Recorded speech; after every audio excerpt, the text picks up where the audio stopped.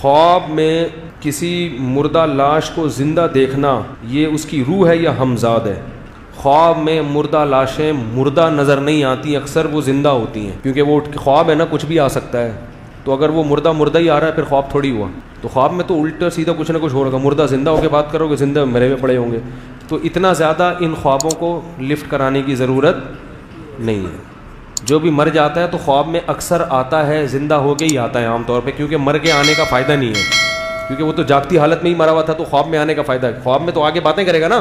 تو لوگ مجھے کہتے ہیں مجھے ابا خواب میں آؤں زندہ تھے. میں نے کہا خواب میں مرے ہوئے اکثر نہیں آتے. اگر خواب میں بھی مردہ ہی آ رہے ہیں پھر اس کی کوئی تعبیر ہوگی، پھر اس کی کیا ہوگی؟ یا تو خواب میں آ کے کوئی ایسا میسج دیا جو بڑا عجیب سا میسج، پھر کوئی تعبیر نکلے گی. نارملی خوابوں کو زیادہ لفٹ نہ کرایا کریں، اس سے ٹائم ویسٹنگ. قبر پر کھڑے ہو کر کسی مردہ شخص سے معافی مانگ سکتے ہیں؟ نہیں بھائی، قبروں پہ پھر میت کے لیے دعا کیا کریں، اس کے علاوہ کچھ اور مت کیا کریں، رپورٹیں نہ پیش کیا کریں. دل جوان ہے بھائی، ان کی کال آئی ہے. خطرہ تو دل سے ہی ہوتا ہے. میرے فادر ان لا کا انتقال ہو گیا، ان کی مغفرت کی دعا درخواست ہے. دل سے دعا، اللہ تعالیٰ ان کی مغفرت فرمائے. جلدی سے دے دیں، جلدی نمٹاؤں. محمد افضل کی صحت کے لیے دعا کریں، دل سے دعا ہے. ان کے لیے بھی دعا کر لیں بھائی، یہ نکاح ہوا ہے، ٹھیک ہے نا.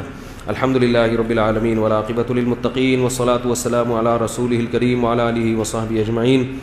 اے اللہ اس نکاح کو اپنے دربار میں قبول فرما. اے اللہ اس نکاح کی برکتیں میاں بیوی کو کامل طور پر نصیب فرما. تا دم حیات محبت الفت کے ساتھ زندگی گزارنے کی توفیق نصیب فرما. آپس کے اختلاف و انتشار سے، لڑائی جھگڑوں سے، ہر قسم کے شر و فساد سے اللہ ان دونوں کی ہمیشہ کے لیے حفاظت فرما.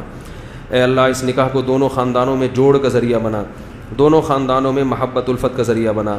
دونوں خاندانوں کو شیطان کے ہر قسم کے شر سے، اختلاف و انتشار سے اللہ ہمیشہ کے لیے محفوظ فرما.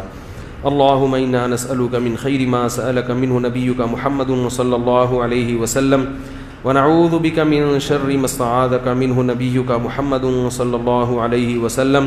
انت المستعان وعلیک البلاغ ولا حول ولا قوة الا باللہ.